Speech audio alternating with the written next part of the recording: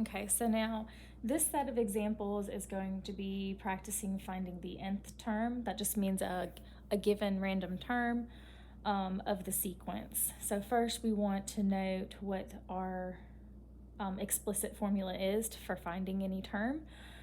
So that formula, a sub n being the term number, a sub 1, that's the first term, plus taking our common difference times the term before it. So we're going to use this to answer each question here.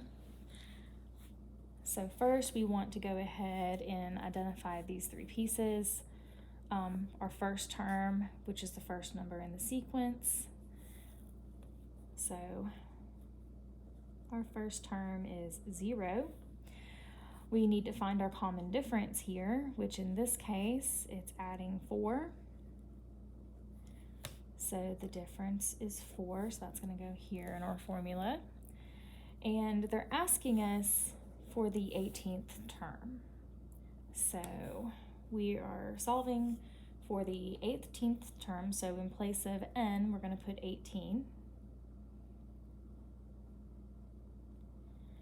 And it should equal the first term, which we put 0, plus the common difference of 4 times, and in place of n, we've put 18, so 18 minus 1.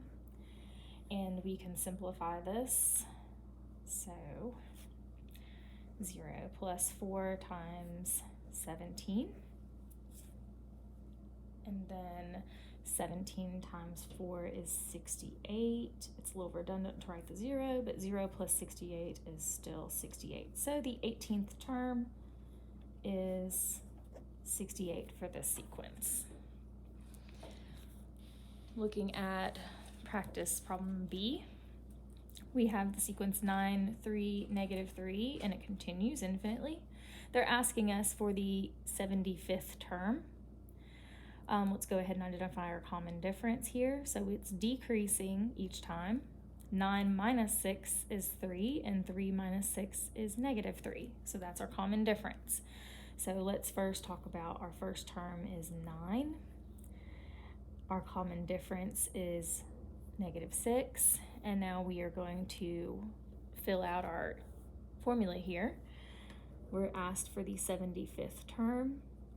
The first term is the number 9 plus, and I'm negative 6 times, and now remember taking 75 in place of n minus 1.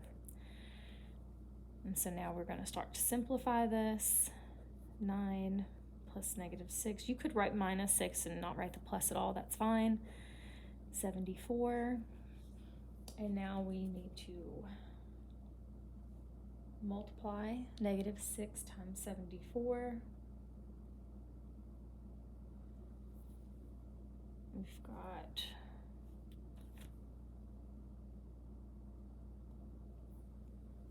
nine minus, I'm just going to replace or plus negative 444, and then simplify that, and we get negative 435.